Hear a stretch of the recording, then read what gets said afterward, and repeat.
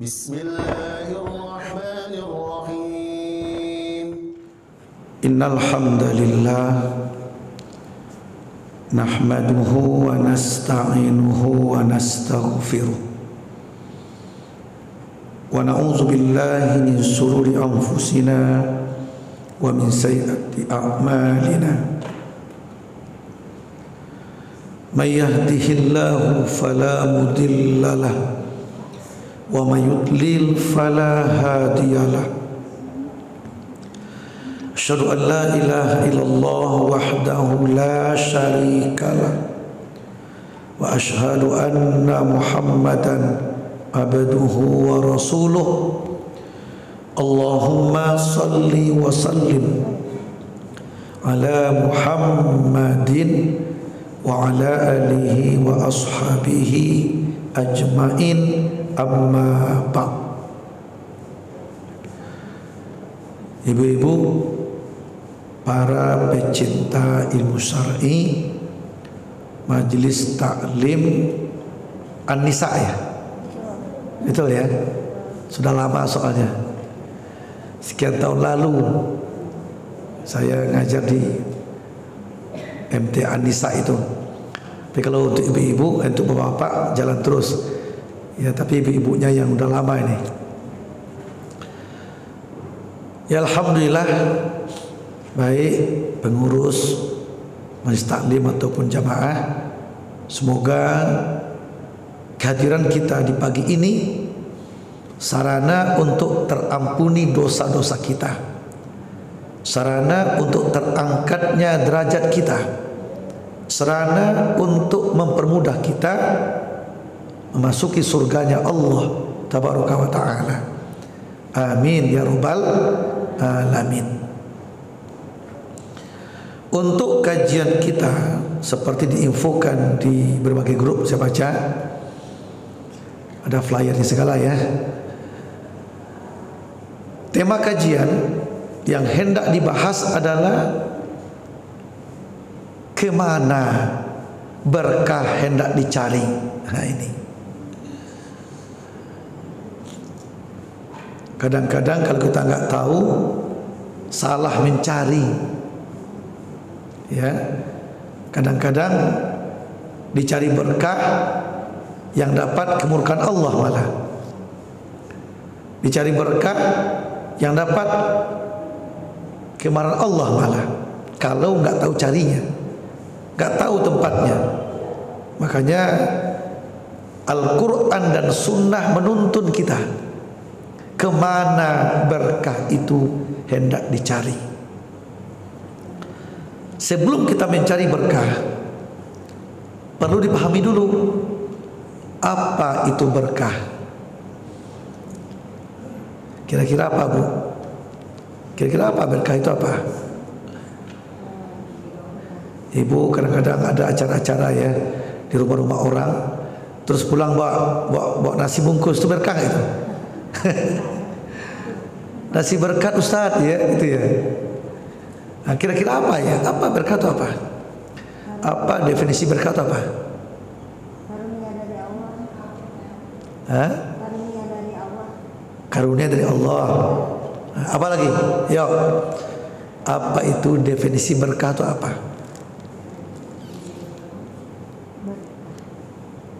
Apa? Yo. Hah? Apanya? Ridho Allah yang berkelanjutan. Nah, bolehlah. Karunia Allah. Oke. Ridho Allah yang berkelanjutan. Oke. Apa itu berkah? Kira-kira sama enggak berkah dengan rahmat? Rahmat Allah, berkah Allah, sama enggak kira? Mirip ya? Ya. Mirip atau sama? Dampaknya sama. Dampak berkah, dampak rahmat itu sama. Nah, kira-kira apa definisinya? Mencukupi, Ustaz. Hah? Mencukupi ya. Berkah itu artinya mencukupi. Apa lagi? Yuk. Hah? Apa? Nikmat yang bertambah. Berkah artinya nikmat yang bertambah. Ya, udah mulai menyentuh-nyentuh itu. Udah mulai menyentuh, ya. Apa berkah itu apa ya? Saya berikan contoh-contoh ya. Saya kasih contoh. Ibu selama ini masih gadis, terus dapat jodoh, dapat suami, atau bujang dapat istri, itu berkah nggak itu? Berkah nggak? Nggak berkah itu. Ibu diberi Allah uang melimpah, naik pangkat, naik jabatan, itu berkah nggak? Belum tentu. Banyak bu orang yang naiknya pangkatnya bertahun tiap tahun sebentar naik, berjabatan mereka, berpangkat mereka, bertitel mereka, rumah mewah mereka, mobil mewah mereka, uang berlipat, anak pun banyak. Berkah nggak dia? Belum tentu. Berarti kita mulai membedakan ya, membedakan antara rezeki dengan berkah. Kalau rizki bahasa Arabnya, rezeki bahasa kitanya, artinya sesuatu yang Allah berikan ke kita. Itu namanya rezeki. Sesuatu yang Allah beri kita, itu rezeki namanya. Sesuatu yang kita dapatkan, itu namanya rezeki. Dapat jodoh tuh rezeki, lahir anak tuh rezeki, lahir cucu tuh rezeki, dikasih uang tuh rezeki, dikasih makanan itu rezeki, bertambah teman itu rezeki, sehat badan itu rezeki, panjang umur itu rezeki. Sesuatu yang Allah berikan ke kita itu rezeki namanya. Sementara berkah itu adalah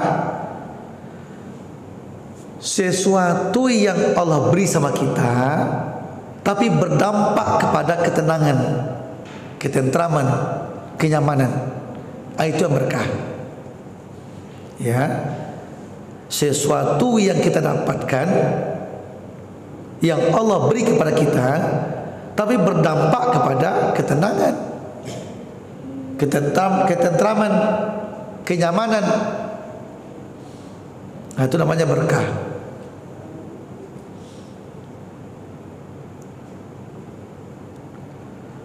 Kita kasih contoh ya. Lahir anak itu rezeki. Apakah anak lahir, anak besar memberikan keberkahan, ketentraman? Belum tentu juga. Banyak orang punya anak tapi gelisah karenanya. Banyak orang punya anak tapi orang tua minta ampun, ya Allah, apa solusinya ini? Anakku nakal banget, begitu. Makanya Nabi selalu minta ke Allah, bukan minta anak, bu. Anak itu nggak usah diminta. Tanpa diminta pun anak Allah berikan. Orang kafir, orang musyrik punya anak, banyak anaknya, mereka nggak pernah minta anak. Ya. Jadi untuk mendapat anak itu mudah. Yang penting ada pasangan suami istri, ya, berusaha yang maksimal dapat anak itu. Masalahnya bukan dapat anaknya, apakah kita nyaman karena mendapat anak? Ini masalah. Makanya Nabi tidak pernah minta anak kecuali disertai sifat anak itu. Contoh, Nabi Zakaria ketika usia sudah tua, istri pun tua, mandul pula. Logikanya tidak mungkin punya anak, tidak mungkin. Sudah tua bu, sudah menopause pula istrinya, mandul pula istrinya, tidak mungkin dapat anak. Tapi dia yakin, apa sih yang tidak mungkin bagi Allah? tetap minta ke Allah. Tapi apa mintanya? Nabi Zakaria mintanya apa? Rabbi habli, Rabbi habli, bukan. Itu Nabi Ibrahim. Rabbi habli minas solihin, itu Nabi Ibrahim itu. Nabi Ibrahim surat 37 As-Saffat ayat yang ke-100. Rabbi habli minas solihin, ya Robku beri aku anak yang soleh. Itu doa Nabi Ibrahim, anak tapi yang soleh. Mafhum mukhalafahnya, gak usah kasih aku kalau gak soleh. Di fokusnya apa? Minta anak yang soleh, yang baik, nah, yang soleh. Rabbi habli minas solihin. Kalau Zakaria, nah, buka surat 3, coba lihat. Surat 3 Ali Imran ayat 38.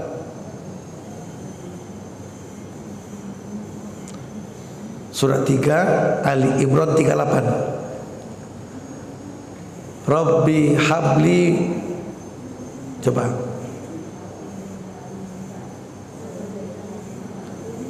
Rabbi habli min ladunka dzurriyyatan thayyibatan innaka sami'ud du'a. Rabbi habli min ladunka dzurriyyatan thayyibatan innaka sami'ud du'a. Ya Rabbku, berilah aku dari sisimu dzurriyyatan thayyibatan, anak cucu keturunan, thayyibatan, yang thayyib. Apa itu thayyib? Thayyibat itu yang baik, yang baik. Ya Allah, berilah aku dari sisimu anak yang baik. Bukan hanya anak, tapi anak disertai sifatnya yang baik. Ya, Nabi Ibrahim, Rabbi habli minas solihin, kasih aku anak tapi yang soleh ya. Kalau nggak soleh nggak usah, untuk apa? Nabi Zakaria, zurriyatan thayyibatan, anak yang baik. Kalau nggak baik itu apa? Kalau nakal dia, menzalimi orang dia, menyakiti orang tua, untuk apa ya Allah? Aku minta yang thayyib, yang thayyibah, yang baik. Nabi Muhammad pun begitu. Surat 25 ayat 74. Coba lihat. Surat 25 Al-Furqan ayat 74. Apa? Rabbana hablana min azwajina wa dzurriyyatina qurrata a'yun waj'alna lil muttaqina imama. Ya Rabbku, berilah aku pasangan. Bagi yang belum punya pasangan, belum punya istri, belum punya suami, kasih aku pasangan ya Allah. Kalau sudah ada pasangan, kasih aku anak ya Allah. Nah, pasangan seperti apa yang diminta? Anak seperti apa yang diminta? Qurrata a'yun, yang enak mata memandangnya, yang senang hati melihatnya. Nah, jadi ada istilah zurriyatan thayyibatan, anak yang baik. Ada istilah habli minas solihin, anak yang soleh. Ada istilah qurrata a'yun, anak yang senang mata memandang, anak yang senang hati melihatnya. Bu pernah perhatikan nggak Bu? Ketika lihat anak orang, enak kata melihatnya, senang hati melihatnya. Ada nggak? Ada pula lihat sebel kita. Ada juga Bu. Ini anak, aduh. Nah, pernah nggak Bu? Pernah nggak lihat? Coba perhatikan deh. Aduh, anak siapa ini, cantik banget. Aduh, imut-imut. Waduh, pintarnya, cerdasnya, hati senang melihatnya. Ada pula, anak siapa ini, nakal sekali. Manjat-manjat ya sebentar. Kita ngaji diganggunya, dilempar-lempar kita. Senang gak hati lihatnya? Sebel gak, Bu? Nah, jadi Nabi-nabi mencontohkan kepada kita, kalau minta anak sertai sifatnya. Anak yang soleh, Nabi Ibrahim. Anak yang baik, Nabi Zakaria. Anak yang qurrata a'yun, yang senang hati melihatnya. Nah, anak yang bersifat inilah membawa keberkahan. Tentram hati, tenang jiwa, enak perasaan. Berarti anak yang berkah. Paham, Bu? Ibu dapat rezeki dikasih suami ini. Ada kalanya mungkin pernah ibu merasakan. Ibu dikasih uang oleh suami, tapi ibu gak tenang karena itu, gak tenang, gelisah karena dikasih. Pernah gak merasakan itu? Dikasih tapi gelisah? Belum pernah ya? Alhamdulillah, belum pernah. Ya, pernah ke saya curhat seorang ibu, saya beda Ustaz ketika suami ngasih saya, tapi kok saya gak tenang ya, gak tentram. Kenapa? Apakah dia gak ikhlas ke saya Ustaz? Dia ikhlas kasih dia. Nah, mungkin cara mengasihnya. Ini uang nih, ambil, terserah kamu lah, tapi jangan minta lagi ya. Kalau habis jangan minta lagi. Hati gak tenang menerimanya. Dapat uang tapi gak tenang menerimanya. Atau dikasih uang oleh suami, uang dari mana nih? Menang judi kemarin. Kira-kira tenang gak hati menerimanya? Nah, uang mana nih? Hasil korupsi. Tenang gak hati menerimanya? Dapat sih dapat, tapi gak membawa ketentraman. Itu namanya uang yang tidak berkah. Hasil judi, hasil ngerampok, hasil korupsi, atau hasil curi dan lain-lain, atau jual barang yang haram. Hati gak tenang karena itu, gak tenang, gak tentram, gelisah karenanya. Namanya rezeki dapat tapi gak berkah, gitu. Makanya yang kita cari itu adalah sesuatu yang membawa keberkahan, yang tenang, yang tentram, yang nyaman hati karenanya. Nah, untuk mendapatkan sesuatu yang berkah itu kemana hendak dicari? Nah, itu. Tapi yang penting ibu udah tahu dulu ya, yang berkah itu sesuatu yang menentramkan hati, sesuatu yang menenangkan jiwa, sesuatu yang mengenakkan perasaan. Itulah yang berkah. Itulah berkah. Ya. Di berkah itu larinya ke hati, Bu, bukan ke lahiriah. Ya. Banyak kita lihat ini orang apa kerjanya ya, rumahnya wih masya Allah gede kayak istana, gede sekali, berapa ribu meter tanahnya ini, berapa tingkat, berapa biayanya ini, bahagia sekali dia, surga dunia dapatkannya. Kata kita yang memandang, setelah ibu akrab sama penghuninya, suami istri berantem berkepanjangan. Satu anak kena narkoba, satu ketangkap polisi, yang satu ya nggak jelas. Sehingga orang tua ketika masuk ke rumah kayak neraka katanya. Sehingga ayahnya jarang pulang, ibu sering pergi. Kenapa? Nggak nyaman. Orang lain menyangka, oh ini kaya sekali, bahagia kali ya, kata orang di luar. Tapi mereka yang merasakan tidak bahagia, Bu. Bahkan datang ke saya, Ustaz, apa kurang saya Ustaz ya? Rumah saya Ustaz tuh berapa miliar tuh katanya, 20 M Ustaz rumah saya tuh harganya. Mobil saya 5 Ustaz, Jaguar saya punya Ustaz, mobil balap itu punya saya Ustaz, istri cantik Ustaz, anak saya 7 Ustaz, kerja saya tinggi, saya pejabat. Tapi kenapa di rumah berantem terus ya?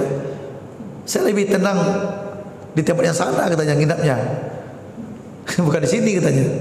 Di sana Ustaz, cuma rumah-rumah kecil di kebun, tapi saya nyaman Ustaz. Saya datang di hidangan makanan, disuapin saya malah katanya. Kalau mau mandi dikasih air hangat. Rumah ini Ustaz. Saya datang nggak disambut tuh istri saya Ustaz. Nggak disambut tuh, nggak disambut. Karena paling udah makan Pak? Belum, makalah tuh nasi, makalah.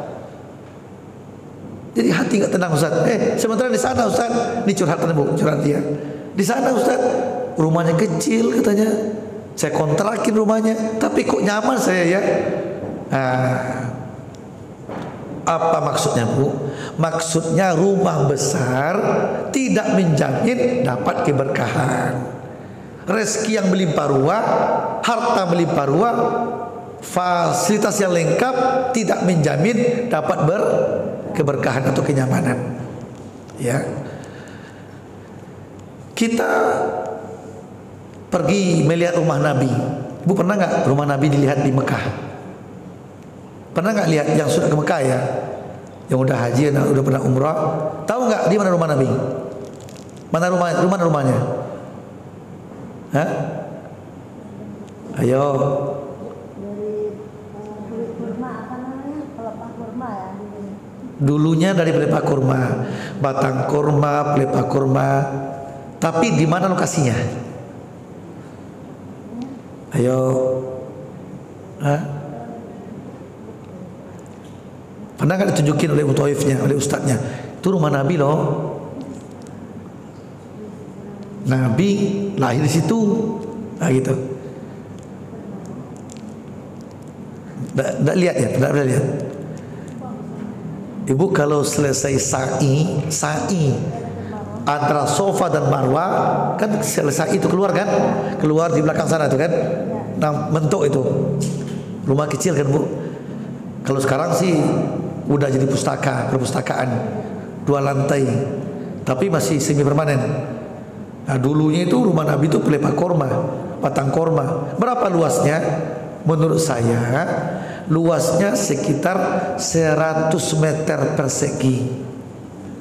Itu rumah Nabi, pemimpin dunia.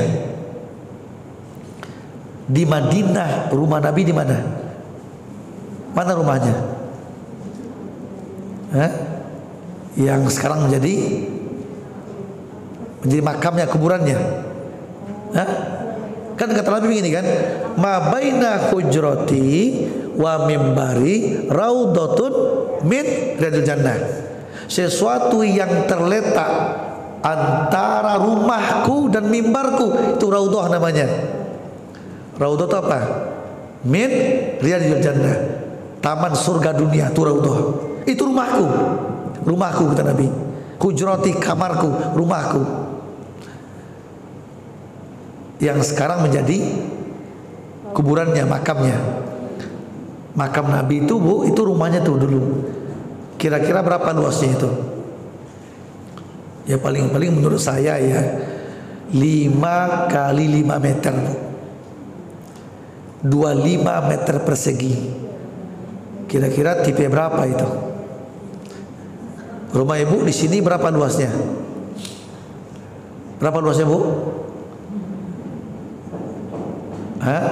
Kira-kira luas yang mana? Rumah Ibu itu rumah Nabi? Rumah kita lah. Betul nggak? Rumah kita lebih luas dari rumah Nabi Bu. Yang 200 meter, 300 meter, apalagi yang kaplingnya besar tuh. Warna tuh besar kaplingnya itu. Berapa luasnya itu rumah itu? Berapa kapling luasnya itu kan? 300 meter, 500 meter Bu. Rumah Nabi kecil Bu, 100 meter, 25 meter persegi, tipe RSSS Bu. Tapi kira-kira bahagia mana kita dengan Nabi?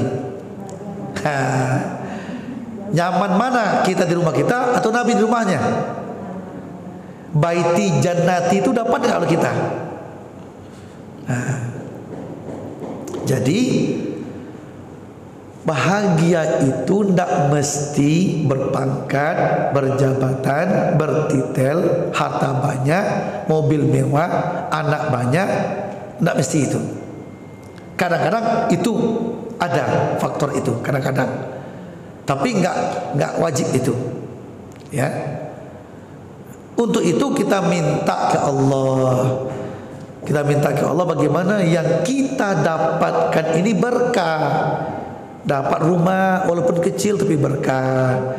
Ada mobil walaupun mobil masyarakat, mobil rakyat ya.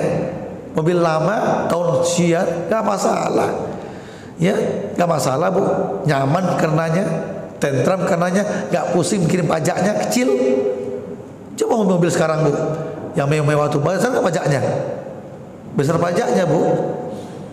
Ya, belum bensinnya boros, pajaknya mahal. Kalau hilang stres, pecah kacanya stres. Kalau mobil-mobil rakyat nggak masalah, mobil masyarakat ya, mobil murah meriah, tapi nyaman karenanya. Nah, untuk itu yang dicari bukan rezeki, tapi keberkahan. Nah itu, kita mulai mencari berkah, peduli dengan konsep hidup yang Allah inginkan, keberkahan. Orang yang bersifat qanaah lebih berkah daripada bersifat loba, tamak, rakus. Betul nggak? Bersifat qanaah, apa qanaah itu? Apa qanaah? Merasa cukup. Dia nggak cukup tapi merasa cukup. Nah, itu lebih nyaman hidupnya malah. Orang yang bersifat qanaah itu lebih nyaman hidupnya ketimbang yang nggak qanaah. Ya, apa aja pengen, apeng. Apa istilahnya? Apa istilahnya ya? Apa aja pengen gitu. Walaupun kita nggak butuh tapi pengen aja, pengen punya. Kita nggak butuh tapi pengen punya. Melihat teman punya kita ingin pula punya. Melihat punya kita membeli kita ingin pula beli. Padahal kita nggak butuh. Makanya belilah sesuatu yang butuh, bukan keinginan. Kalau ibu beli yang karena keinginan, tidak akan dapat berkahnya. Tapi kalau beli karena butuh, ibu akan diberkahi. Ya.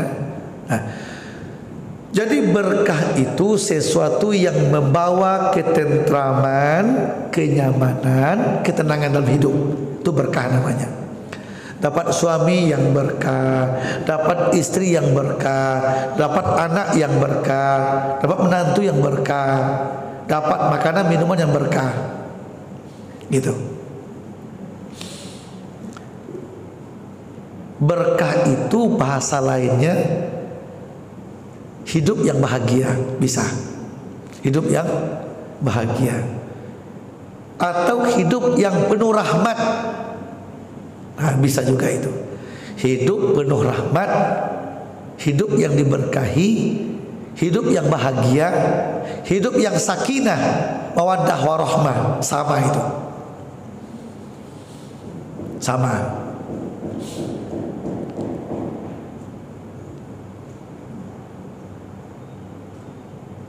Ibu beli jilbab, beli baju semampu yang kita miliki, ibu tenang makanya. Tapi kalau ibu nggak mampu, dipaksakan mampu, akhirnya ngutang sekian juta harganya, kredit, tiap bulan ditagih terus. Ibu nyaman nggak karenanya? Uang nggak punya ini, tapi tagih terus. Tuh baju tuh mana belum lunas tuh, mana? Ibu punya baju mahal, jilbab mahal, tapi utang, ditagih terus tiap bulan. Ibu tidak akan nyaman. Tapi belilah sesuatu yang ibu mampu membelinya, yang mampu, tapi ibu tenang karena itu. Betul nggak? Nah, jadi definisi jelas ya. Berkah itu sesuatu yang menggembirakan kita, yang memberi kita ketenangan, ketentraman, kenyamanan. Itulah berkah. Itulah berkah. Nah, untuk mendapatkan berkah itu bagaimana caranya? Gimana caranya? Pertama, untuk mendapatkan keberkahan itu adalah jadikan diri beriman dan bertakwa kepada Allah. Itu yang pertama. Jadikan diri beriman dan bertakwa kepada Allah. Pasti berkah itu Allah berikan. Dalilnya buka surat 7. Surat apa itu? Surat Al-A'raf ayat 96. Surat 7 Al-A'raf ayat 96. Coba lihat. Yang punya Quran boleh buka. Yang punya HP ada aplikasi Quran boleh buka.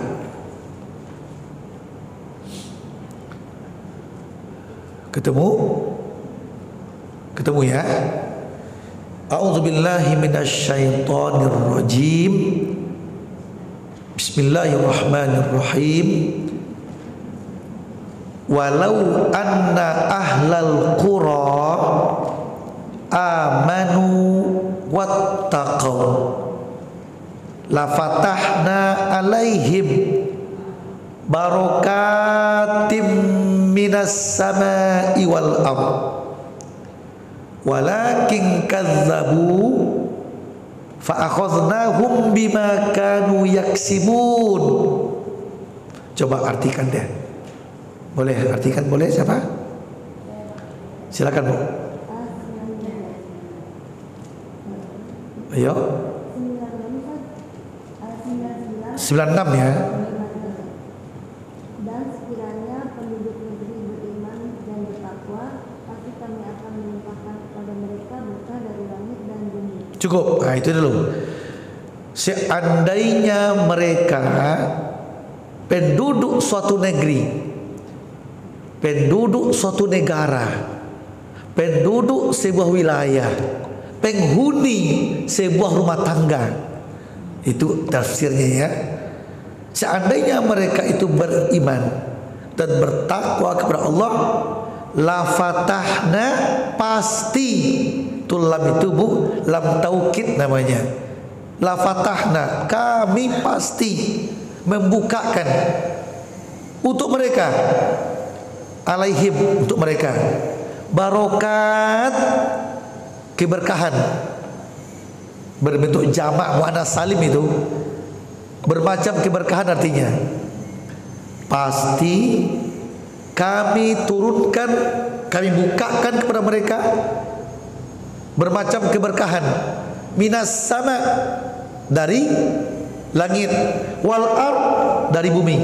Nah, seandainya penduduk suatu kampung, suatu kota, suatu negeri, sebuah negara, atau penghuni rumah tangga, ya, beriman mereka, bertakwa mereka, pasti kami turunkan bermacam keberkahan untuk mereka.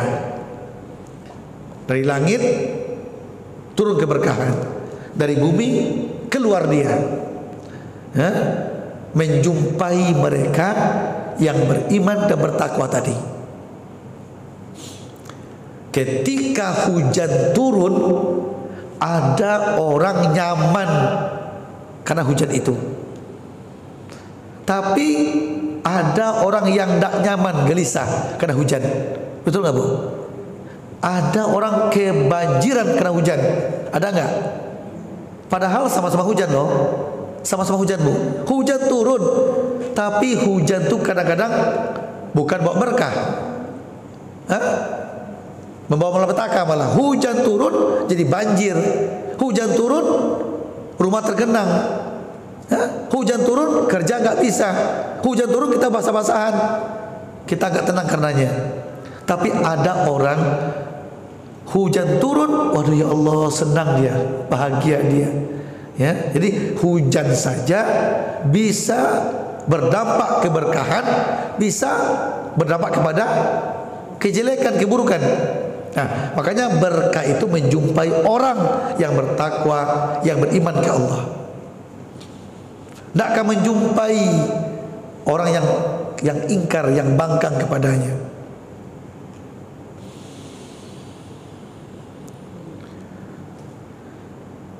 Jadi ayat ini menjelaskan tentang berkah itu pasti Allah berikan, Allah turunkan kepada mereka yang beriman, kepada mereka yang bertakwa kepada Allah Tabaraka wa Ta'ala. Dari langit turun dia, dari bumi keluar dia. Jadi kunci pertama, jadikan diri kita beriman dan bertakwa kepada Allah. Ini syarat yang utama itu. Yang utama ya, yang utama. Itu yang pertama. Yang kedua lagi. Kemana berkah hendak dicari? Berkah itu Allah curahkan di rumahnya. Di rumahnya. Rumah siapa? Rumah siapa, Bu? Rumah siapa? Rumah Allah. Rumah siapa? Rumah saya, Ustaz. Itu namanya PD abis. PD abis. Yang pasti Allah menyatakan berkah itu telah kuturunkan, kutumpahkan di rumahku. Di mana rumah Allah? Masjid. Berarti Bu, masjid ini penuh keberkahan, penuh berkah masjid. Makanya berbeda ya ketika ibu masuk masjid dengan ibu masuk kantor, beda Bu. Ibu kemarin itu telah jadi caleg ya, uang habis ke miliar. Tahu-tahu terpilih, alhamdulillah lolos ke Senayan. Di hari pertama masuk, bangganya luar biasa, masuk ke kantor DPR. Begitu ibu masuk ke kantor DPR atau lulus menjadi presiden, wapres, jadi menteri, masuk kantor, saya rasa tidak ada doa khusus yang Nabi ajarkan. Gak ada doa khususnya. Tapi ketika ibu masuk ke rumah Allah, ada gak doanya, Bu? Apa doanya? Yo, apa doanya? Allahumma ftahli abwaba rahmatika. Tadi ibu berdoa itu tidak masuk masjid tadi? Lupa Ustaz. Ayo, mulai besok-besok wajib baca itu.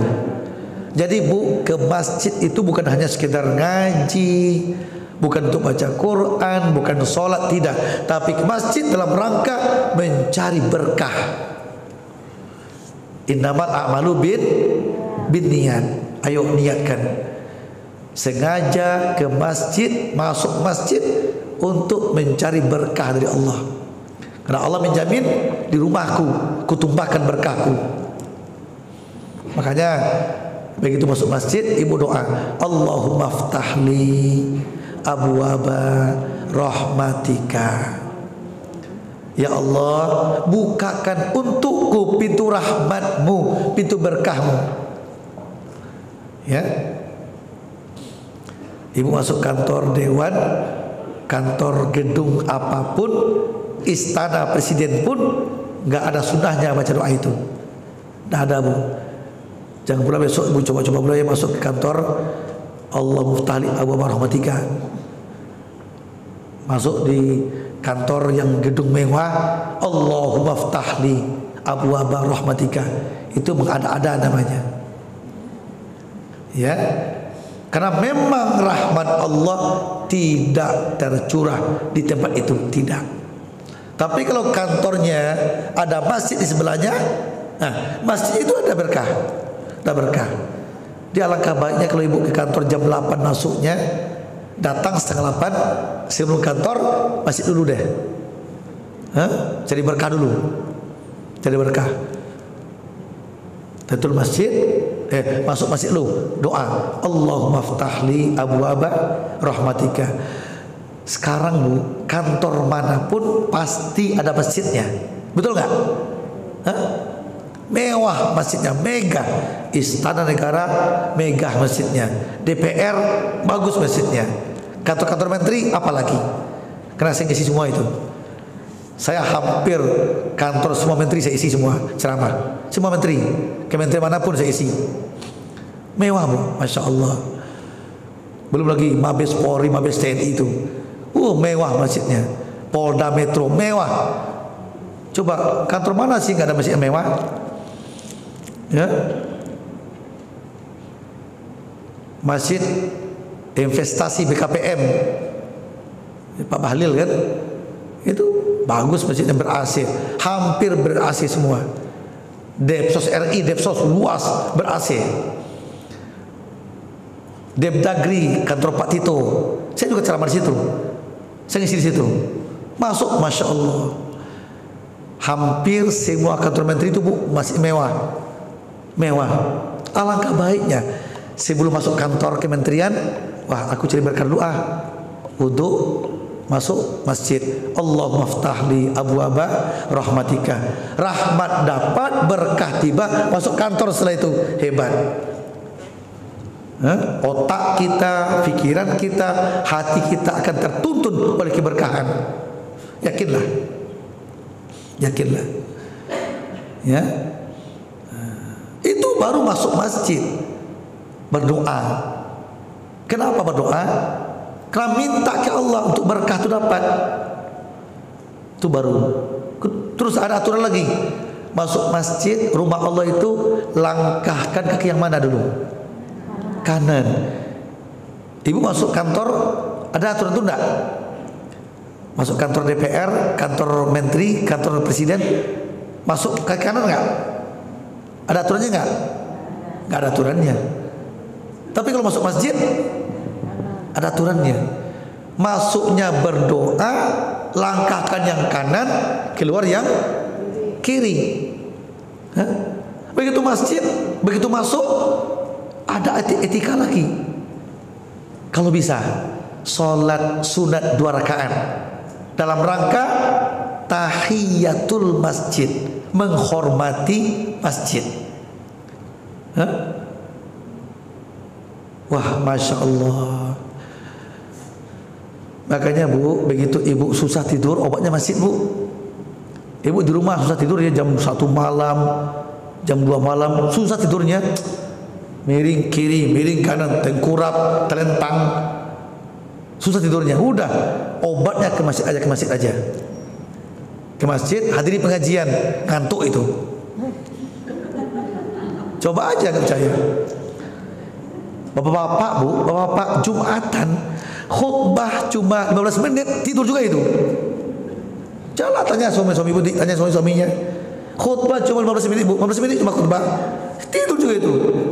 Sempat juga. Coba. Begitu rahmatnya masjid itu, berkahnya hebat. Hebat berkahnya. Jadi obat tidur itu gampang, nggak usah makan pil macam-macam, ke masjid aja. Hadiri pengajian. Ya, yang paling bagus duduk di paling pinggir atau duduk paling belakang, nyandar. Itu gampang banget tidur itu. Iya beneran. Coba aja buktikan kalau percaya, buktikan aja. Ya. Karena berkahnya banyak, karena berkahnya itu tertidur, kita nyaman tidurnya. Ya. Di bioskop orang tidur nggak? Ada tidur nggak di bioskop? Jarang tidur di orangnya, jarang ya. Kalau di masjid mudah tidur Bu, mudah. Hampir orang merasakan semuanya, gampang tidurnya di masjid, gampang, mudah. Kenapa? Saya menganalisa karena berkah masjid itu beda. Berkahnya, apalagi ini ber-AC lagi kan? Ya Allah, ber-AC lagi. Ya, nyaman banget Bu. Sudahlah berkahnya banyak, ber-AC pula lagi. Ya, udah. Jadi nggak usah banyak makan kangkung. Itu betul itu. Itu betul, itulah hadiahnya. Banyak makan sayur kangkung, ibu ngantuk-ngantuk itu. Sayur kangkung tiap hari makan, bu, itu gampang ngantuknya. Ya, nah, itulah hebatnya masjid ya. Masuknya kaki kanan, berdoa. Pas masuk sholat dalam rangka tahiyatul masjid, menghormati masjid, sholat sunat. Ya.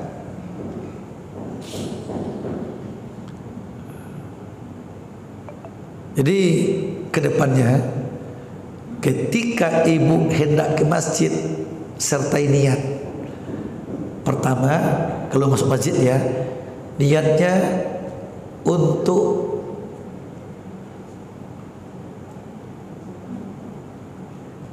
mendapatkan keberkahan. Yang kedua, sekaligus untuk i'tikaf. I'tikaf, mencari berkah. Mau ke masjid, ngapain masjid? Cari berkah, cari rahmat Allah. Yang kedua, niatnya untuk i'tikaf. I'tikaf. Ketiga, untuk thalabul ilmi, nuntut ilmu. Ya. Keempat, silaturahmi dengan teman-teman. Ya. Ada lain-lain, banyak niat yang lain. Tapi usahakanlah mau ke masjid itu mencari keberkahan, cari berkah. Di samping ngaji, ya. Kalau bisa lebih hebat lagi, ibu dari rumah wudhu dulu ya, lebih hebat lagi ya. Kedepannya sekarang nggak apa-apa, besoknya tambah ilmu satu. Ibu di rumah sebelum berbedak, sebelum ibu mempoles mukanya, ya, karena malas wudhu itu kalau udah poles muka. Ya, mungkin ibu wudhu dulu, habis wudhu silakan.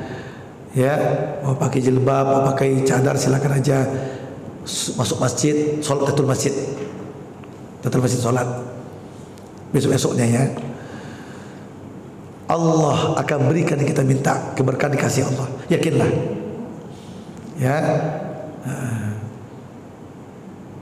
itu kedua ya. Itu kedua. Kemana berkah mau dicari? Apa jawabannya? Ke masjid. Gitu. Kan enteng kan, bu? Ngapain cari ke macam-macam tempat jauh-jauh? Itu dua itu. Ketiga, yang ketiga, kemana berkah hendak dicari? Di mana berkah itu berada? Allah menjawab, berkah itu ada pada firmanku, kata Allah. Apa firman Allah? Apa, bu? Al-Quran. Berkah itu ada pada firmanku, pada kalamku, ucapanku, yaitu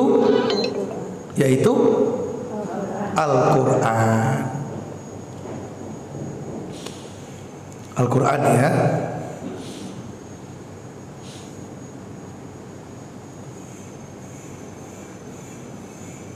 Dalilnya buka surat yang ke-6. Surah apa? Al-An'am ayat 155.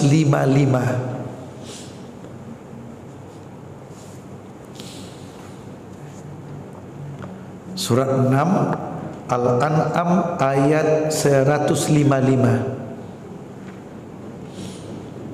Coba.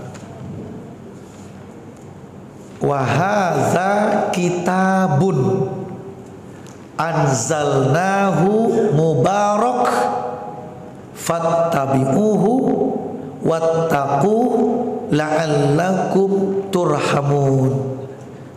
Coba artikan deh, silakan. Pakai mikrofon, pakai mic ya. Coba artikan, bu.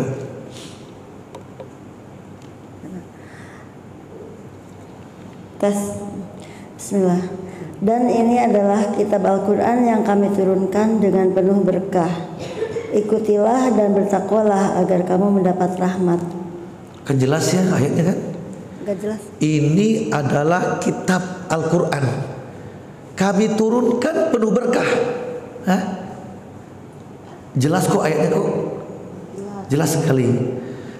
Quran ini kami turunkan penuh berkah. Fattabi'uhu, maka ikutilah Quran itu. Wattaqu, takut kepada Allah. La'allakum turhamun, hidupmu diberkahi, dirahmati. Nah, berarti poin yang ketiga, berkah itu ada di Al-Quran.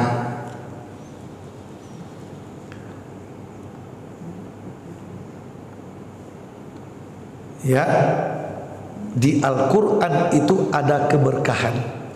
Makanya jadilah kita ahlul masjid, jadilah kita ahlul Quran, yang cinta Quran, yang suka mempelajarinya, yang suka mengkaji isinya, memahami kandungannya. Ya, karena di Quran itu tercurah keberkahan, maka Nabi mengatakan, hadis riwayat Imam Bukhari, khairukum man ta'allamal Quran wa 'allamahu. Sebaik-baik kalian, orang yang terbaik di antara kalian, kata Nabi, adalah yang mau belajar Al-Quran dan mau mengajarkannya ke orang lain. Orang terbaik itu di mata Allah, orang terbaik yang mau belajar Quran, yang mau mengajarkan Quran ke orang lain.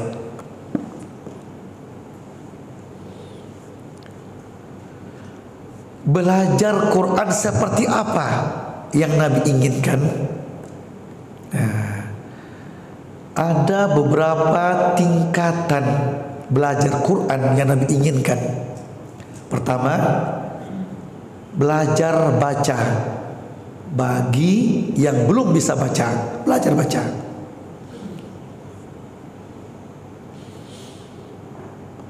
Yang kedua, belajar membenarkan bacaan. Sudah bisa baca tapi belum benar,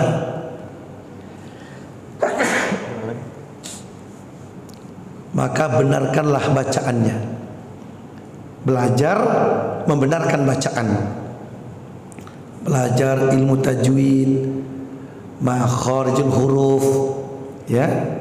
Mana yang panjang, mana yang pendek, mana dengung, mana enggak dengung, belajar. Yang ketiga, belajar tahsin. Apa itu tahsin? Meluruskan bacaan. Membaguskan bacaan, enak kedengarannya. Mau pakai nagom kah, mau dengan cara murotal kah, enak kedengarannya, bagus bacaannya. Yang keempat, belajar membiasakan baca. Sudah hebat bacaannya, pintar ngaji, juara 1 dia di MTQ, tapi jarang ngaji, jarang baca Quran. Ngaji kalau ada MTQ aja. Kapan berkah mau dapat? Rajin baca Quran, rajin baca. Kalau bisa ibu punya target deh, punya Quran. Ibu punya Quran 1 ya. Quran 1 itu bagusnya bu, ibu baca Quran mulai dari awal, terus tandai. Besok aja cabung terus. Berapa lama ibu khatamnya? Ibnu Mas'ud itu bu datang ke Nabi, ya Rasul, aku punya hobi. Apa hobimu? Hobiku, aku suka baca Quran itu pakai target. Kalau bisa aku khatam. Berapa lamanya? Kadang-kadang sebulan aku khatam, 14 hari. Paling cepat 3 hari khatam. Bagus kata Nabi. Karena pahala membaca itu luar biasa. Satu huruf kau baca 10 pahalanya. Hadis At-Tirmizi 2910 itu hadisnya. Man qara'a harfan min kitabillah falahu al-hasanah wal asyru bi amsalihha wa lam aqul alif lam harf walakin alif harf lam harf mim harf. Membaca Quran itu satu huruf diberi pahala 10, Bu. Alif itu 1, lam 1, mim 1. Bismillahirrahmanirrahim hurufnya 19 kali 10 190. Bismillah doang. Ibu khatam Quran berapa nilainya itu? Tidak terhitung nilainya, Bu. Itu pahala baca. Kayak Ibnu Mas'ud sukanya apa? Sukanya membacanya sampai khatam, Bu. Targetnya khatam. Ya silakan, gak ada masalah. Bagus mengkhatamkan itu sehingga setiap huruf tersentuh lidah kita. Tersentuh lidah, mata melihat, telinga mendengar, semuanya berikan keberkahan. Berkah masuk dari mulut, dari telinga, dari mata. Hidup berkah dari Quran karena sering baca. Beda dengan Ibnu Abbas. Ya Rasul, ada apa? Aku juga punya hobi. Hobimu apa? Hobi aku ya Rasul, aku tidak suka mengkhatamkan. Tapi apa sukamu? Sukaku mengkaji isinya. Baca Quran, baca terjemahan. Itu bagus. Bagus. Tidak ada yang salah, Bu. Tidak ada yang salah ya. Sekarang kan orang gampang menyalahkan.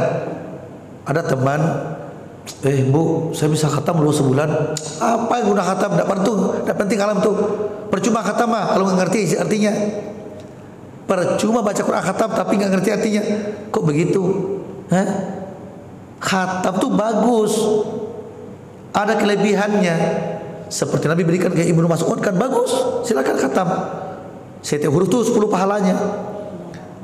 Ada pula Ibnu Abbas, aku tidak suka mengkhatam ya Rasul. Terus sukamu apa? Sukaku mengkaji isinya. Itu bagus. Kadang-kadang sekarang, Bu, sering menyalahkan. Ada yang suka khatam disalahkan. Ngapain khatam? Percuma kalau tidak ngerti artinya. Percuma mah. Ada orang yang membaca tapi paham isinya. Kapan khatamnya? Salah lagi. Yang khatam salah, yang paham isi salah. Saya rajin ngaji loh. Percuma ngaji kalau salah-salah artinya, salah hurufnya. Terus yang benar yang mana? Kok semuanya salah? Jadi belajarlah kita mencari yang benar, bukan mencari yang salah. Cari teman, apa kelebihannya, apa kehebatannya, itu dicari. Jangan cari kurangnya. Jangan cari kurangnya. Belajar mencari lebihnya orang. Contoh kelebihannya. Jangan belajar mencari kurangnya orang. Untuk apa? Kalau kurang orang cari, Bu, akibatnya kita tiap hari gunjing terus kerjaannya. Betul nggak? Gunjing terus, gunjing terus. Gunjing fitnah. Kenapa? Syanu, waduh. Kurang tepat. Yang bagus adalah ada teman, apa kelebihannya nih? Apa kelebihannya? Wah, ini Ibu Ani ada kelebihannya, Bu Mila ada kelebihannya, Bu Ana ada kelebihannya, Bu Nuni ada kelebihannya. Siapa lagi? Udah lupa saya. Dulu hafal semua namanya saya. Dulu hafal semua, ini nggak ada lagi. Bu Eti ada kelebihannya. Mana Bu Nuni? Mana Bu Nuni? Nggak hadir malah. Bu Ani mana Bu Ani? Bu Ani baru pulang dari Aceh. Enggak juga. Allahu Akbar. Bu Mila? Ada tuh satu. Bu Ana? Ada tuh. Nih banyak wajah baru ya? Atau udah lama nggak ketemu kali ya? Bu Elo ada tuh satu tuh. Ada yang lama di belakang. Bu Elo ada tuh. Ya. Kalau dulu Bu hafal semua saya nama-namanya mah. Udah banyak lupa saya ini. Ibu apa namanya? Yang istri Pak.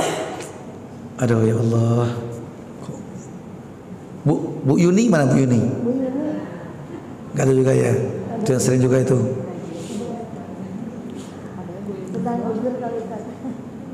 Ya Allah ibu ya, aduh ini serupa, astagfirullah. Yang politikus, doktor, UNJ, Pak Badrun. Hah? Bunara mana Bunara? Gak ada juga ya? Sedang ke kantor, Ustaz. Oh gitu, ya ada. Di absen Bu. Di absen oleh saya ya. Jadi Bu, kita mengaji ini mulailah kita pola kita berganti. Polanya apa? Cari kelebihan kawan, ikuti kelebihannya. Jangan cari kekurangan kawan. Syanuma, jangan. Tapi cari kelebihannya. Ibu ini pasti ada kelebihannya. Cari kelebihannya. Contoh kelebihannya. Jangan cari kekurangan kawan. Ya, jangan cari kekurangan kawan. Nanti akan buka aib orang, akhirnya jadi kita gunjing. Jadi gunjing, jadi fitnah segala macam. Ya, hati jadi kasar, jadi keras. Nah, caranya gimana? Cari lebihnya kawan, gitu ya. Jadi pertama belajar baca, 2 benarkan bacaan, 3 baguskan bacaan, 4 biasakan baca. Biasakan ngaji walaupun salah Bu, gak apa-apa. Salah pun berpahala kok. Kenapa? Nilainya per huruf kok. Per huruf. Walaupun salah tetap berpahala. Ya.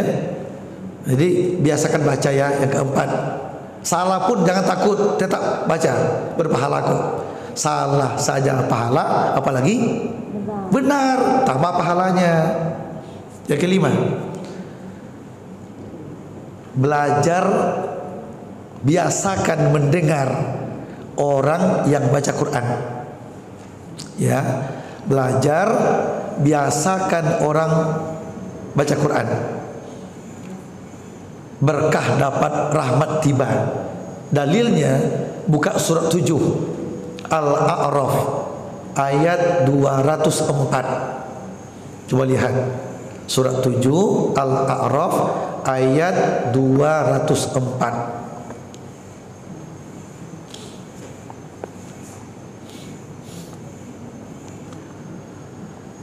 Wa idza quri'al Qur'an fastami'u lahu wa ansitu la'allakum turhamun. Coba artikan deh. Artikan.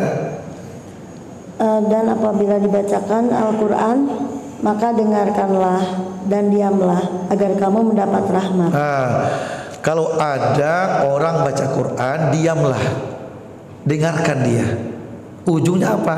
Agar kamu mendapat rahmat, agar berkah Quran terlimpah masuk ke telingamu. Nah itu. Ya. Jadi kita yang baca masuk mulut berkahnya. Kita mendengarkan dari telinga masuknya. Kita memahami isinya, ke otak larinya, ke hati larinya. Quran itu memberikan manfaat, memenuhi rongga kita untuk diberkahi. Itulah Quran. Ya. Yang kelima tadi apa? Belajar apa? Belajar membiasakan mendengar Quran dibaca orang. Ibu ke kantor pakai mobil macet jalan, daripada marah-marah, hati gelisah, setelah radio yang murotal. Ya, murotal Bu, dengarkan Quran dibaca murotal di radio, kan bagus tuh. Ujung-ujungnya apa? Macet pun tapi dinikmati. Nikmati macet melewati Quran didengarkan. Rahmat datang, berkah pun tiba. Yakinlah. Sehingga Quran yang penuh berkah terlimpah ke kita melewati mulut, telinga, mata, hati, ke otak kita. Yakinlah. Ya. Yang kelima, belajar, biasakan mendengar. Yang keenam, belajar menghafal. Belajar menghafal. Nah, ini agak sulit ya. Kalau kita berusia ini agak sulit Bu. Usia apa ini? Usia sore, usia senja atau usia malam? Kalau kita usia mulai asar Bu. Kalau pagi mah masih anak muda itu, zuhur masih remaja. Tapi kalau udah kepala 4 ke atas udah asar itu. Kalau kepala 4 tuh udah asar tuh Bu. Kalau kepala 5 udah maghrib. Kepala 6 udah isya. Tinggal tertidur. Kalau udah isya Bu tinggal tidur. Tidur tuh sama dengan mati, betul nggak Bu? Tidur sama dengan mati kata Nabi. Makanya kalau doa tidur apa? Doa tidur apa? Bismika Allahumma amutu wa ahya. Ahya wa amut boleh, tapi yang terbaiknya amut wa ahya. Bismika Allahumma amutu wa ahya.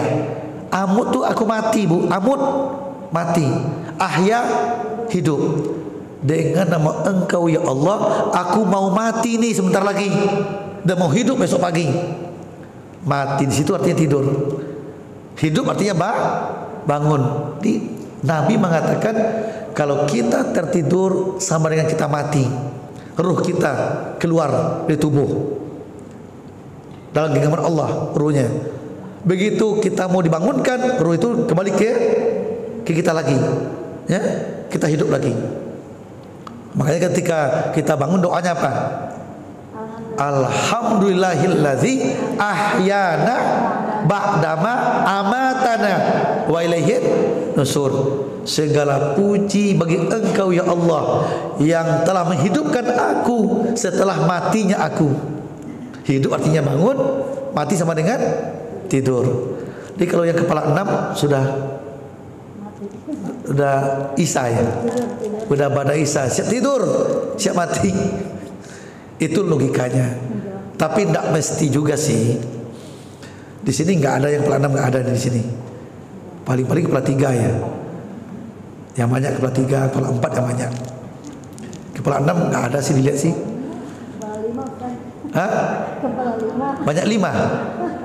Oh, banyak 5 juga ya? Banyak kepala 5 juga ya. Berarti kalau kepala 5 tuh waktunya udah maghrib ya? Udah maghrib, udah mulai redup. Kita merasakan gak Bu? Merasakan tenaga udah mulai berkurang. Ibu dari rumah ke sini naik tangga tuh udah ngos-ngosan gak? Coba naik tangga itu Bu, naik tangga ini aja, gak usah naik macam-macam deh. Dari rumah Ibu turun mobil, turun motor, naik tangga sini. Berarti udah maghrib. Udah maghrib.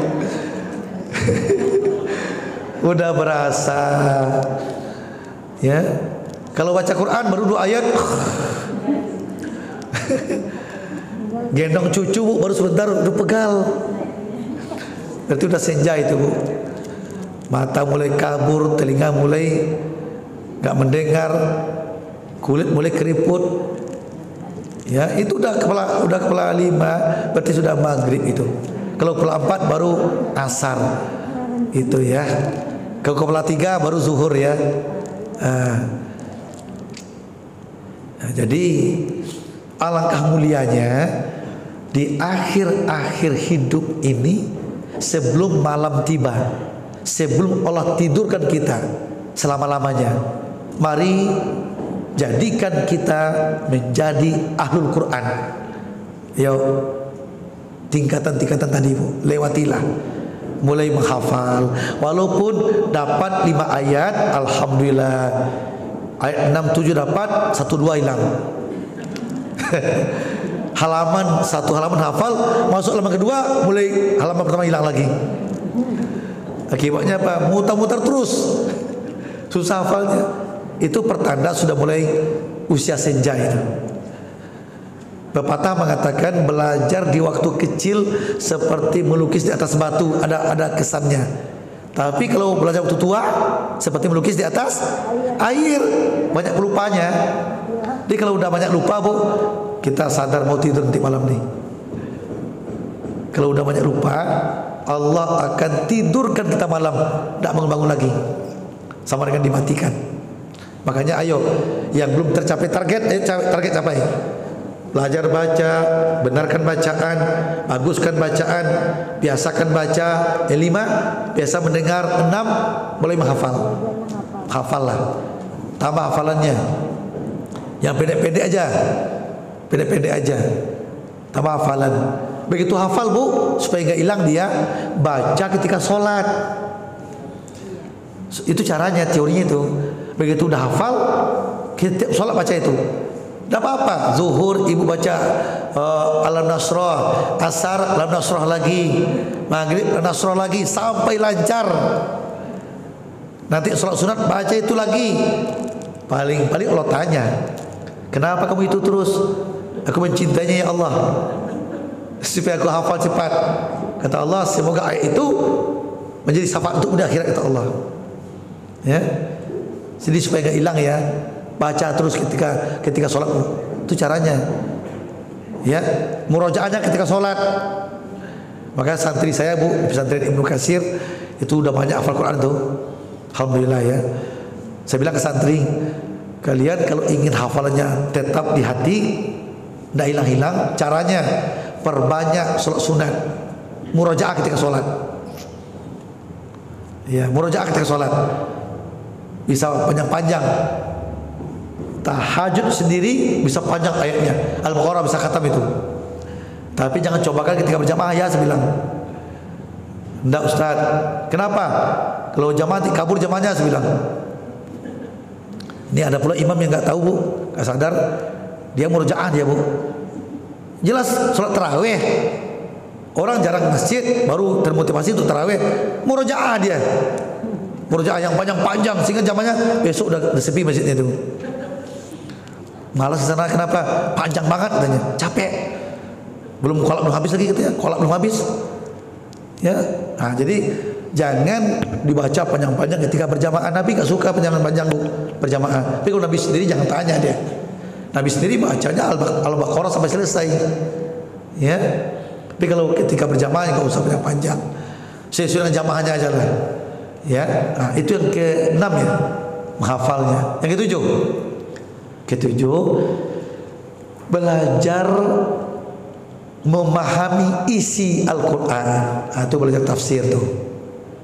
Yang ke-7 ya, belajar memahami isi Al-Quran, pahami isinya.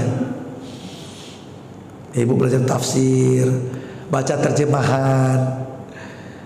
Ibu ada terjemahan baca, kadang-kadang ibu paham, kadang-kadang ngerti kan bu.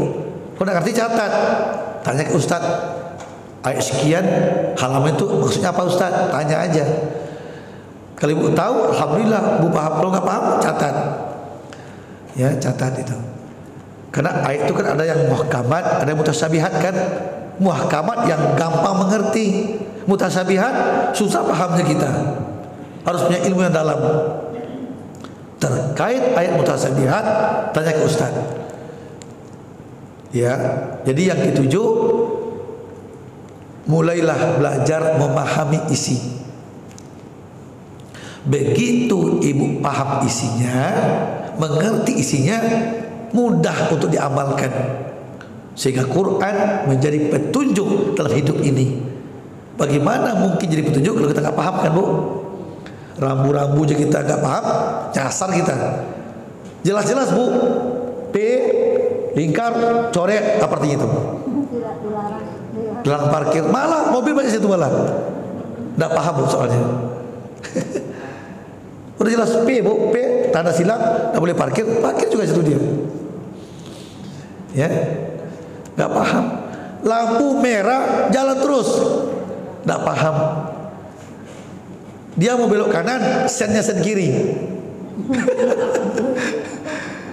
Ya belok kanan bisa kiri, mau kiri sen kanan. Berarti nggak paham dengan rambu-rambu. Nah, rambu-rambu lalu lintas saja nggak paham, bisa tabrakan kan bu, bisa nyasar kita. Ini rambu-rambu Allah itu Quran bu, rambu-rambu Allah, rambu-rambu kehidupan itu Quran bu.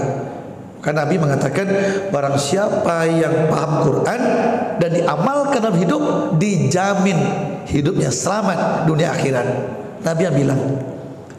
Jadilah Quran itu imammu, imam panutan, ikutan, petunjuk hidup, selamat dunia akhirat. Ya. Jadi yang ke-7 ya, belajar memahami isi Al-Quran, itu ke-7.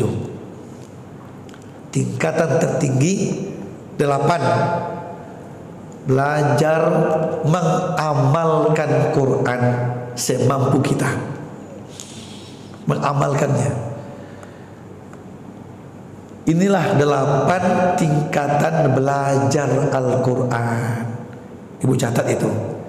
Nanti tanya hati nurani, saya sampai di mana ya? Sampai di mana nih? Tingkatkan sebelum waktu maghrib tiba, sebelum isya datang, sebelum Allah tidurkan kita selama-lamanya.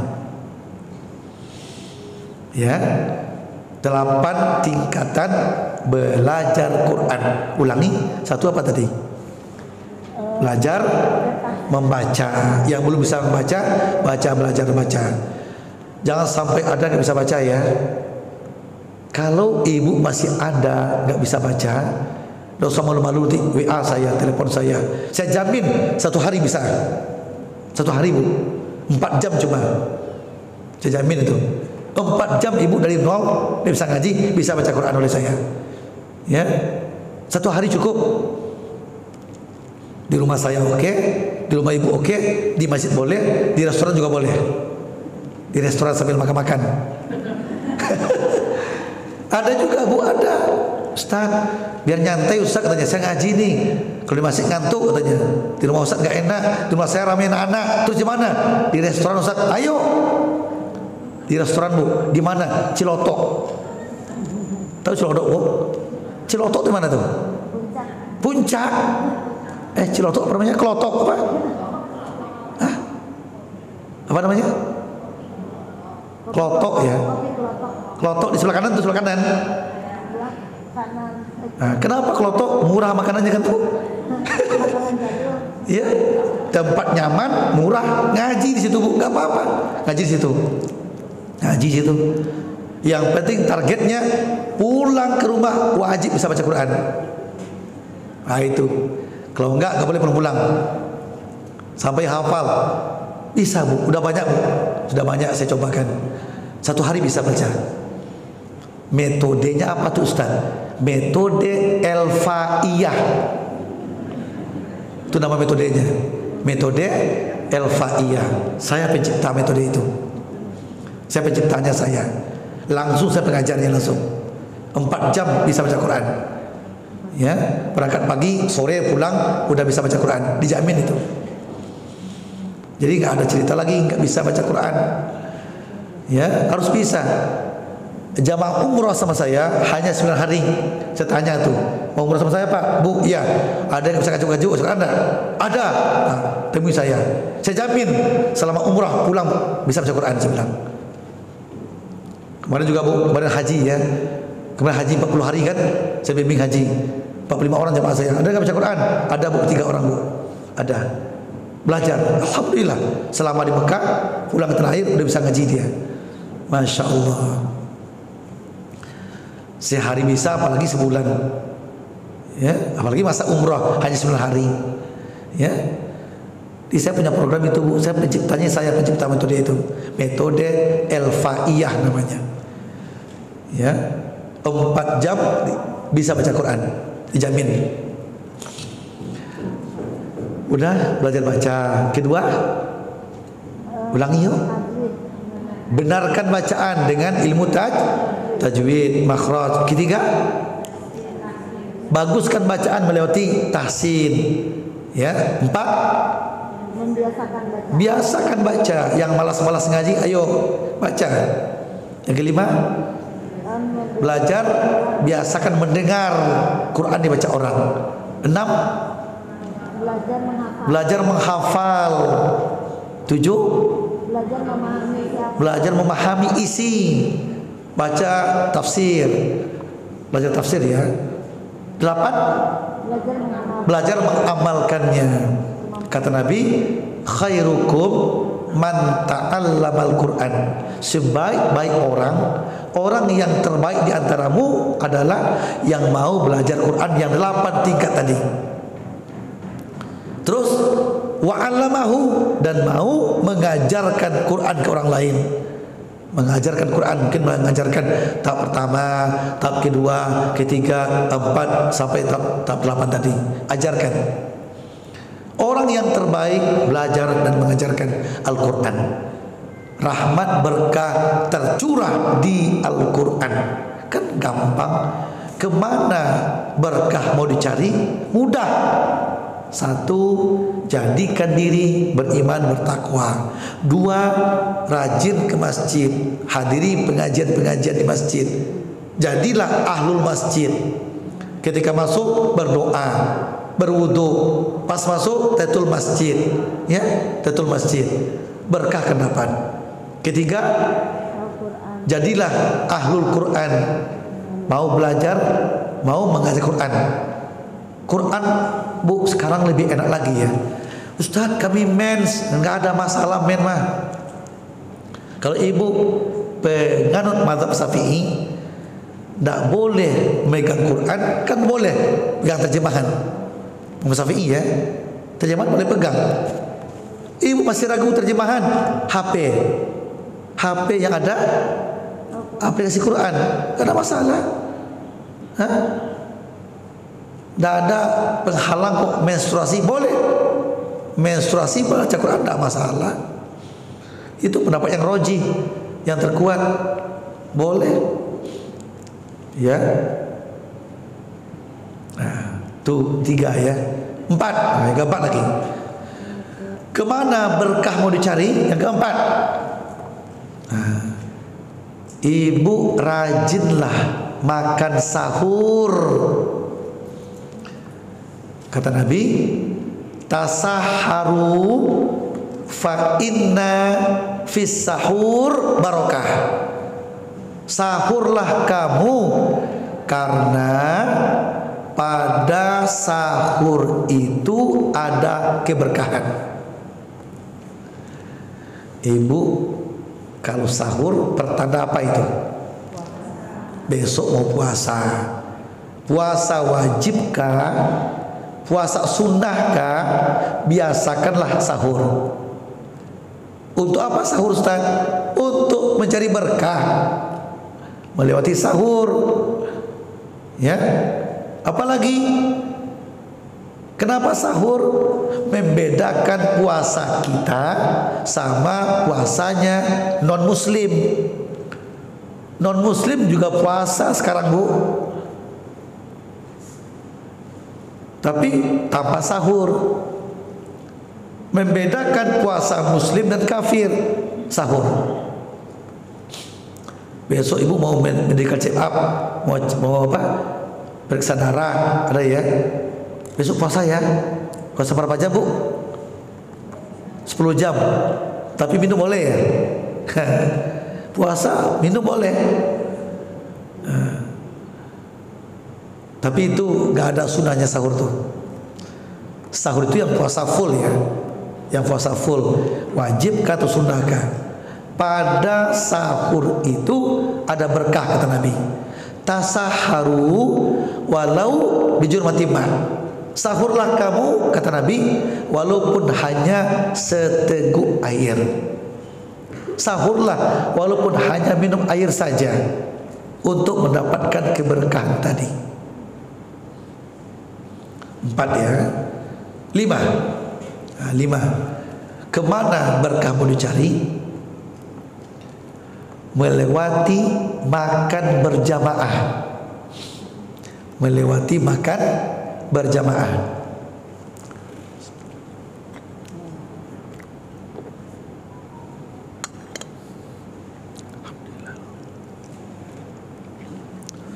Dia Nabi menyuruh kita untuk sering-seringlah makan berjamaah. Di rumah tangga ngumpul bersama makan berjamaah, jangan sendiri Bu. Berjamaah. Di meja makan berjamaah boleh, di bawah duduk boleh, di restoran berjamaah boleh, di mana aja. Niatkan makan berjamaah, itu berkahnya ada. Tertumpah berkah itu ketika ada orang yang makan berjamaah.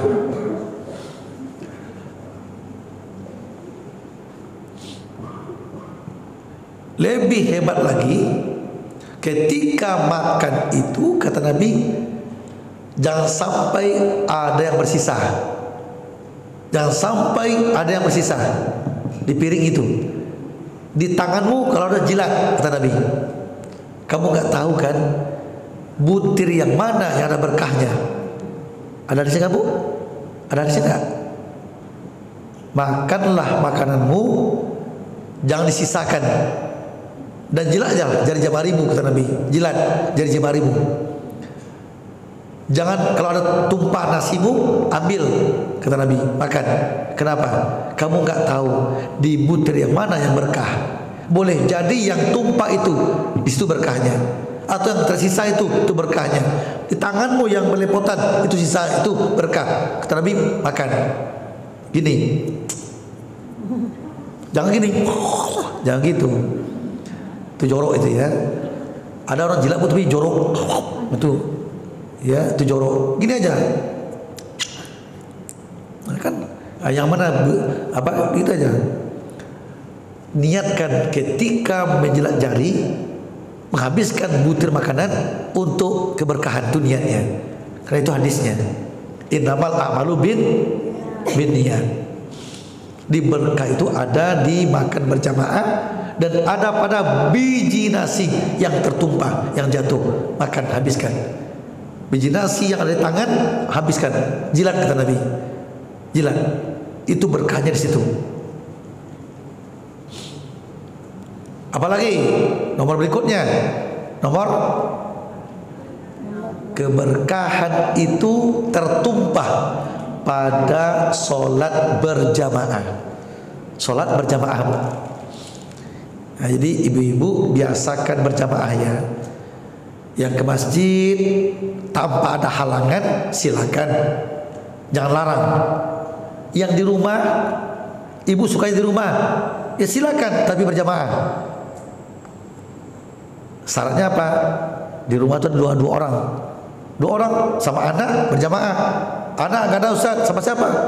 Pembantu rumah tangga, silakan ajak dia sholat berjamaah. Yuk. Untuk apa? Untuk mendapatkan keberkahan. Sholat berjamaah.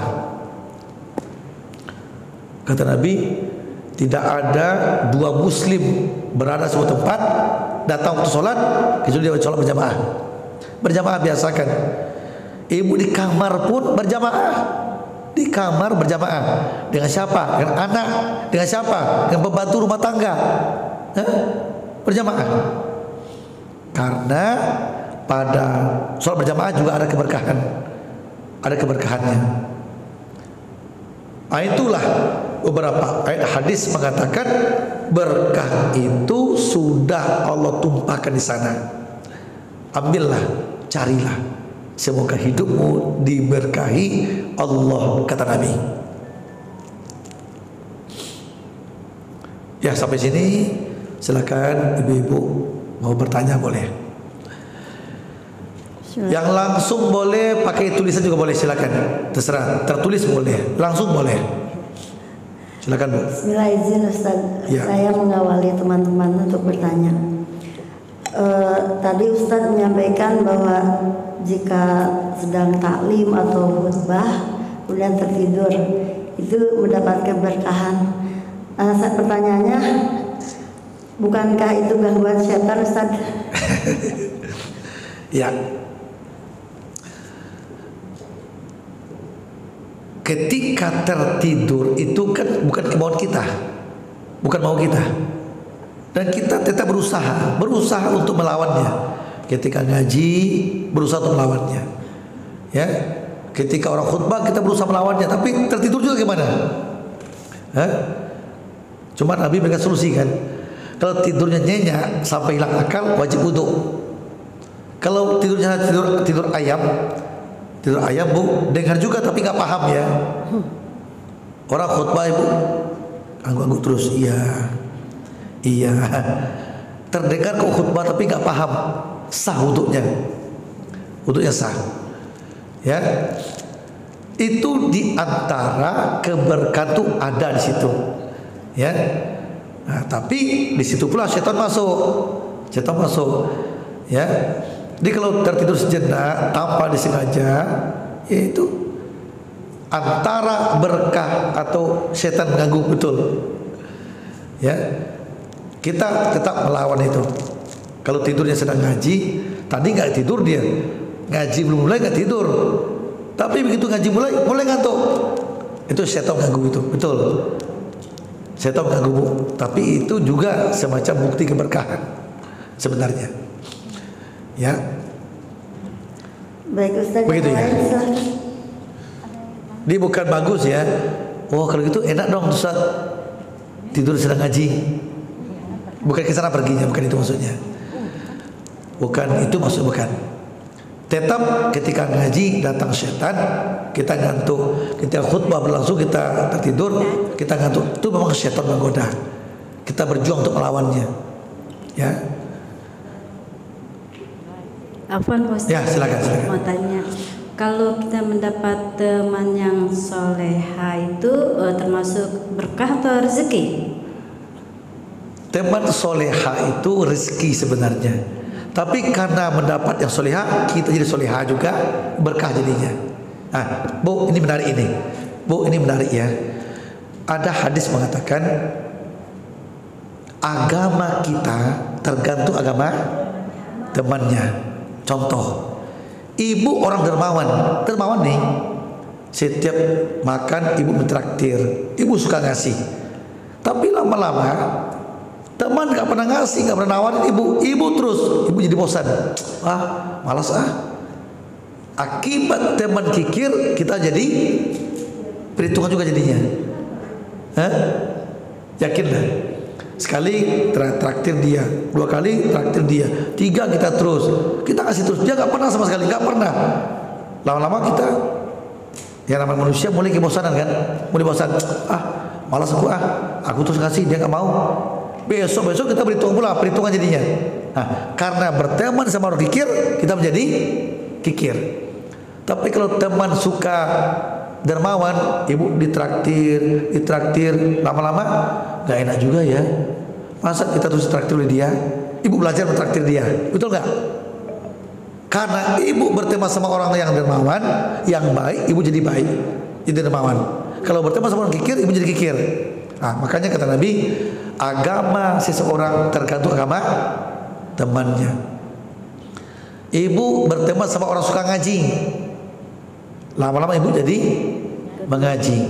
Ibu akrab sama teman suka joget, ibu jadi tukang joget.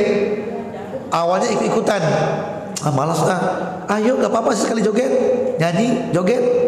Ibu malas 10 kali, coba dikit deh. Yang ke-11 kali enak juga ya. Yang 17 kali tukang joget sama-sama jadinya. Dulunya anti joget, sekarang jadi tukang joget. Kenapa? Berteman sama orang yang suka joget. Berarti akhlak kita tergantung dari teman dekat kita sendiri ya? Iya. Jadi teman itu sangat berpotensi memberikan kita masukan. Berteman sama yang baik, kita jadi baik. Teman sama nggak baik, kita jadi tidak baik. Yuk kroken yuk. Malas masak kroken, kita wajib panjang sekali. Ayo nggak usah deh, kamu lihat aja, dengar aja. Nggak usah ikutan, tapi dengar aja. Ya udah ikut. 10 kali ibu ikut, lama-lama ingin coba itu. Ingin coba juga. Lama-lama suka jadinya. Ya, jadi kita akan ikut teman. Ya, makanya pandai-pandailah mencari teman. Kalau bisa yang mendorong kita untuk jadi baik, mendorong kita untuk jadi taat. Itu. Syukur Pak Ustadz. Ini ada titipan teman juga nanya. Ya. Dia seorang jendes, terus ingin mendapatkan jodoh seperti mencari yang Pak Ustadz. Gimana tuh caranya? Jodoh mendapatkan Pak Ustadz. Jodoh untuk mendapatkan Pak Ustadz. Iya Pak Ustadz yang suruh cari ke Ustadz. Iya seorang Ustadz maksudnya. Ya, suruh cari ke Ustadz itu. Ustadz tolong cari teman-teman Ustadz yang Ustadz juga ya gitu. Jangan suruh cari ke preman, susah dapatnya. Ya, carilah ke kawannya. Ya, contoh ke saya Ustadz, tolong cariin dong Ustadz yang Ustadz juga ya gitu. Ya, bisa. Itu boleh, gak ada masalah, boleh. Artinya mencarikan jodoh teman, jodoh kita yang mendapat ustadz, tapi ke ustadz juga carinya. Linknya dia lebih banyak daripada yang lain gitu. Ibu mencari jodoh yang pengusaha, pedagang, ke siapa disuruh cari? Ke pedagang juga, betul nggak? Nah itu, karena linknya lebih banyak pedagang.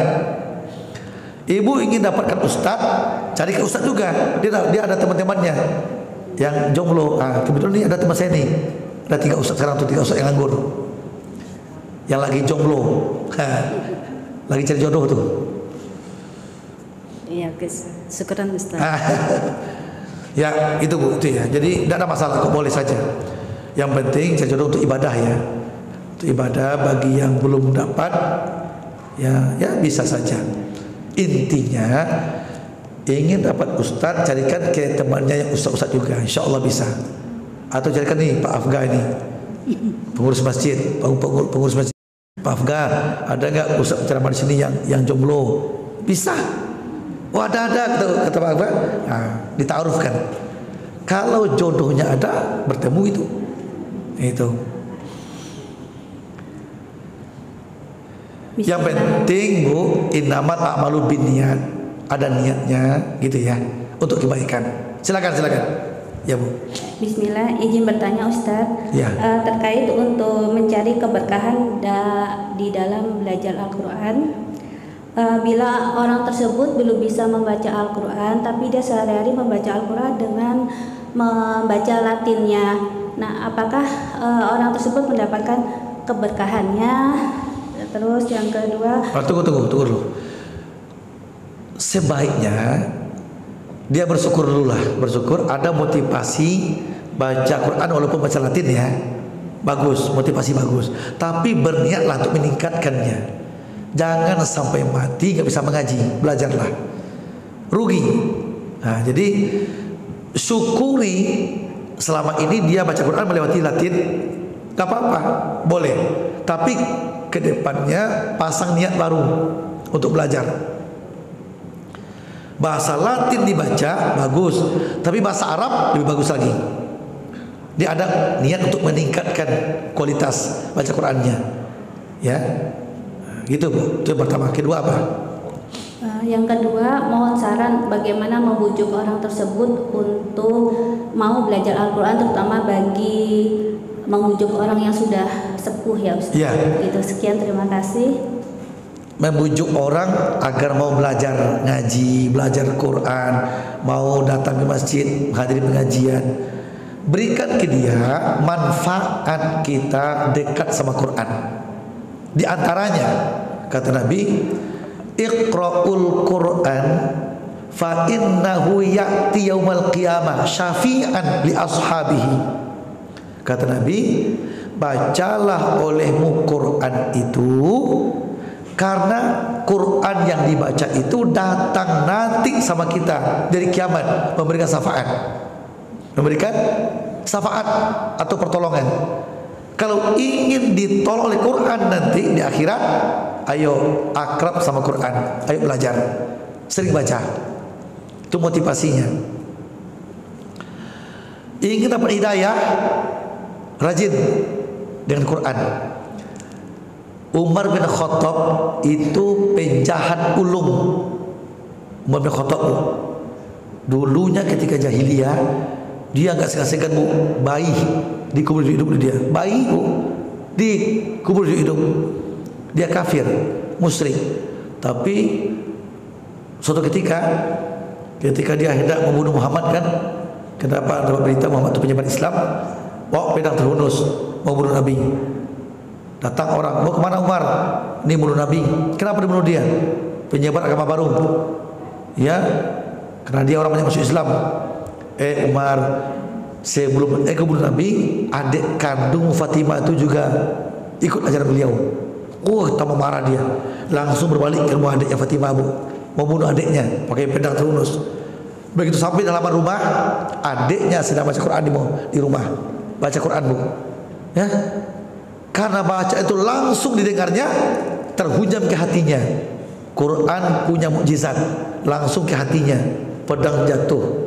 Ya, hatinya tertembak langsung oleh Quran.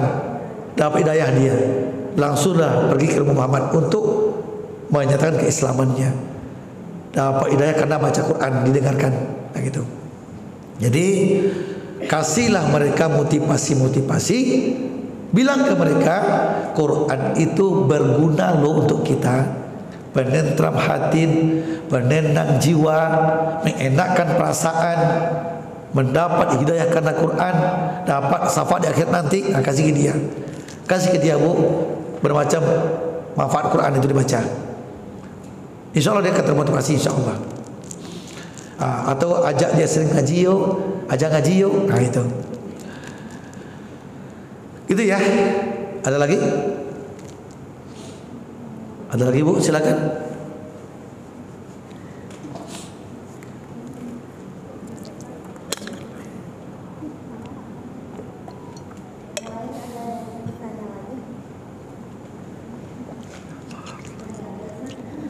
Udah gak ada lagi, jam 11 kurang 7 ya. Masih ada? Kalau nggak ada, saya doakan ya. Semoga ibu-ibu yang hadir ini menjadi ahlul Quran, menjadi ahlul masjid, mendapatkan berkah dari Allah. Semoga kita semakin lama hidup, semakin dekat kepada Allah, semakin mendapat hidayah, semakin menjadi hamba yang terbaik, yang siap bahagia dunia dan akhirat.